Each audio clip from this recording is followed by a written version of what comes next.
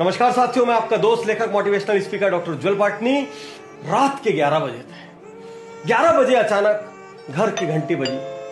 रवि चौंक गया, इतनी रात को कौन आया। दरवाजा खोल के घर के बाहर आया तो देखता है कि सामने एक वृद्ध सज्जन खड़े हैं और एक ऑटो पर आए हुए हाँफ रहे तेजी से। और उन सज्जन ने उनसे पूछा, बेटा आपका नाम? बोले रवि। और वृद्ध सज्जन बोले, हे भगवान तेरा लाख लाख शुक्रिया, घर मिल गया। रवि को कुछ समझ नहीं आया। वृद्ध सज्जन ने कहा, पानी मिलेगा?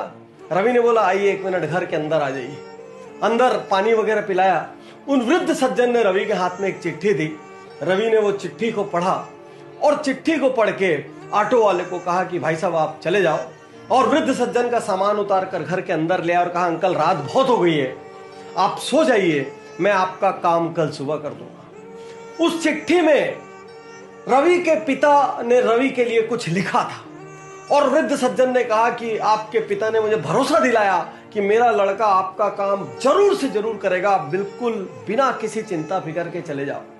बात यह थी कि उस वृद्ध सज्जन के एकमात्र बेटे का अचानक देहांत सड़क दुर्घटना में हो गया था। बूढ़े और बुढ़िया घर में थे और लालन पालन की दिक्कत होने लग गई थी, दैनिक जीवन के खर्चों की दिक्कत होने लग गई थी। तो वो नहीं चाहते थे अपने बेटे की मृत्यु का कंपेंसेशन लेना, लेकिन उसके बावजूद भी कुछ जब रास्ता नहीं बचा तो उनको लेने का सोचना पड़ा। और जब सोचना पड़ा तो उनको पता चला एक कागज है, वो कागज दिल्ली में जाके उनको सर्टिफाई कराना पड़ेगा। वो सालों साल से वृद्ध सज्जन कभी अपने छोटे से गांव से निकले नहीं थे। दिल्ली उनके लिए बहुत डरावनी, बहुत बड़ी जगह थी। इतने में उनके पुराने मालिक, पुराने बॉस ने अपने बेटे के नाम से एक चिट्ठी बना के दी कि जाओ मेरा बेटा आपकी मदद करेगा। अगले दिन सुबह अंकल उठे, उनको बढ़िया नाश्ता वाश्ता कराया, अपनी गाड़ी में बैठाया। रवि ने छुट्टी ली। छुट्टी लेकर रवि वो ऑफिस में गया। सारी मेहनत मशक्कत करके वो डॉक्यूमेंट फाइनली निकाल लिया। डॉक्यूमेंट निकालने के बाद अंकल की बस की टिकट करा दी। टिकट के साथ मिठाई का एक डब्बा दिया और बस स्टैंड पर छोड़कर निकलने ही वाला था। इतने में वृद्ध सज्जन ने यूं हाथ जोड़कर कहा, रवि तुम्हारे पिता धन्य है कि उन्होंने तुम्हारी जैसी संतान को पैदा किया, और वो धन्य है क्योंकि उन्हें तुम्हारी जैसी संतान मिली।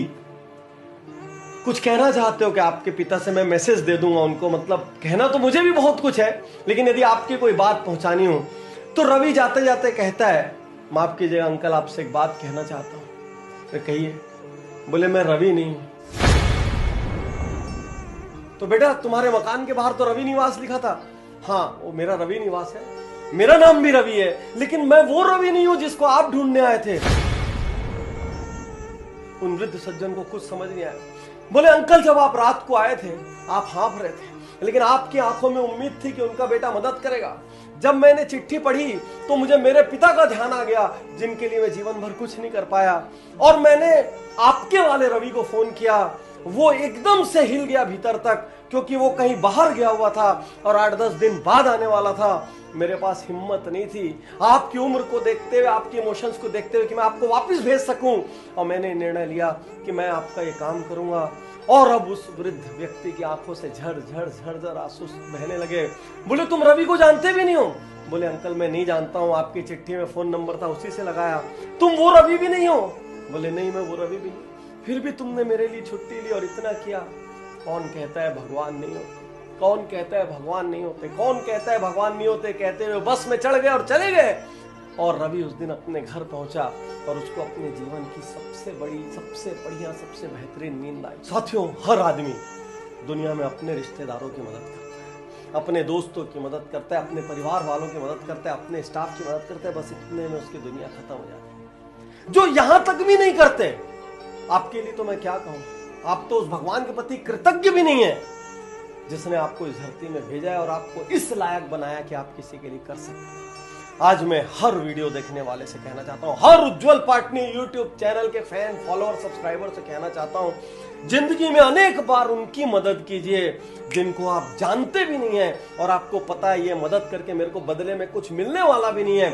निस्वार्थ, निस्वार्थ सिर्फ इसलिए मदद करना क्योंकि आपको अपने जीवन में आंतरिक खुशी चाहिए। आपको उस ऊपर वाले को उत्तर देने के लिए अपनी लाइफ में, अपने सीवी में कुछ अवार्ड्स, कुछ क्रेडेंशियल्स चाहिए, इसलिए मदद करना। इसलिए मदद करना कि कल आप अपने बच्चों को कहानियां सुना सको, इसलिए मदद करना ताकि आप रात को आसानी से सो सको और आपको अपने इंसान के रूप में पैदा होने पर गर्व हो। याद रखना, ऊपर वाले ने हर किसी को मदद करने की काबिलियत भी नहीं दी।